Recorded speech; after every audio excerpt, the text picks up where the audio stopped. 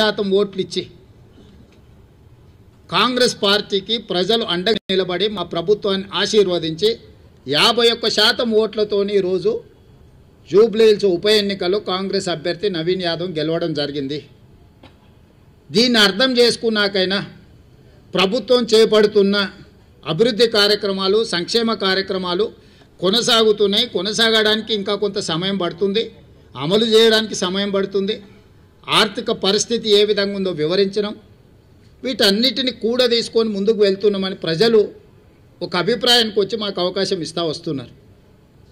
కాబట్టి ఇప్పుడు ప్రతిపక్షము కొంత సంవయనం పాటించాలి. అందుకే నేను హరీష్ రావు గారికి అసూయ తగ్గించుకోమని సూచన చేస్తున్నా.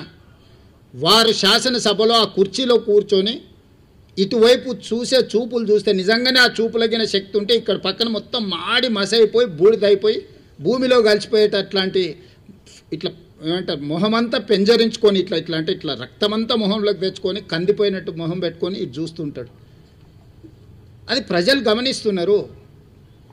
కేటీఆర్ గారు అహంకారం, అధికారం పోయినా ఈయన అసూయ పోలేదు, ఆయనకు అహంకారం పోలేదు. వీళ్ళిద్దరి నాయకత్వాన్ని ప్రజలు ఆమోదిస్తారని వీళ్ళు ఎట్లా భావిస్తున్నారో నాకు అర్థం కాలే. కాబట్టి నా సూచన, ఒక 2 సంవత్సరాలు ఓపిక పట్టండి. ఇంకా 3 ఏళ్ళు ఉంది జనరల్ ఎలక్షన్.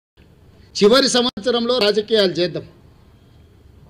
2 సంవత్సరాలు సహకరించండి.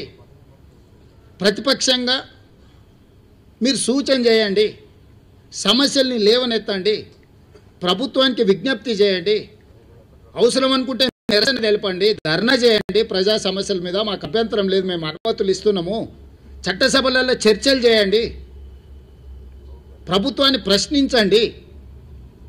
తప్పుడు ప్రచారము, నువ్వు డబ్బులు ఇచ్చి పెట్టుకున్న సోషల్ మీడియా నువ్వు చెప్పిందే రాస్తాడు, నువ్వు చెప్పిందే రాసి నువ్వే చదివిది నిజం అనుకొని భ్రమలకు లోనై ఫేక్ ప్రతిదీ.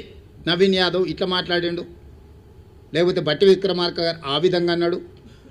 అంటే ఫేక్ న్యూస్ నువ్వే క్రియేట్ చేసి ఆ ఫేక్ న్యూస్ నువ్వే నమ్మి నువ్వే కొద్దిమందికి సర్వేల పేరు మీద నగదిచ్చి మనందరం ఇక్కడనే ఉన్నాము, ప్రతి ఒక్కరికి ఇంకొకరు తెలిసిన వాళ్ళే ఉంటారు. నాకు ప్రత్యక్షంగా తెలియకపోతే అమర్ గారికి తెలుస్తుంది, ఆ సర్వే చేసిన ఆయన వెనకాల ఎవరు ఉన్నారు ఏమున్నదని. వారిని అడిగితే నాకు చెప్పడా, వారిని అడిగి